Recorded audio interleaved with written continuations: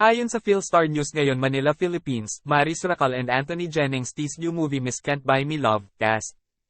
Ang mga aktor na sina Maris Racal at Anthony Jennings ay nag-e-enjoy pa rin sa isa't isa kahit na sumabog ang kasikatan ng kanilang snoring pairing sa Can't Buy Me Love.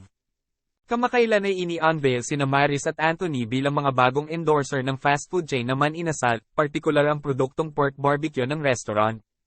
Sa pakikipag-usap sa mga miyembro ng media kabilang ang Philstar.com noong ika-29 ng Hunyo pagkatapos ng kanilang pag-unveil sa Novotel Manila, Araneta City, nagbiro ang mga aktor na hindi pa sila nagsasawa sa isa't isa. Ibinahagi ni Anthony na pagkatapos ng Can't Buy Me Love ay hindi na sila gaanong nagkikita ni Maris pero hindi pa rin sila nagsasawa na makita siya. We always gather para mag-celebrate ng mga big events o milestone ng isa't isa, Maris said, adding the cast still has a group chat where they still greet each other. Kinumpirma ng mga aktor na may mga proyekto silang magkasama sa linya ngunit hindi na makapagsalita pa tungkol sa mga ito, kahit na kinilala ni Maris na alam ng mga tagahanga na siya at si Anthony ay gumagawa sa isang pelikula na ididirect ni Jason Paul Lacsamana.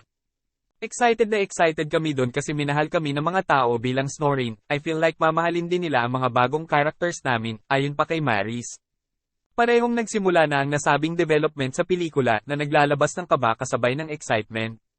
Siguro pag ganoon ang energy mo toward a project, magre-reflect yun sa mga tao, ayon pa sa actress. Please don't forget to subscribe TNT Trends and Tour channel, click the notification bell to notify you in our next video. And please like and share and comment down below. Thank you for watching.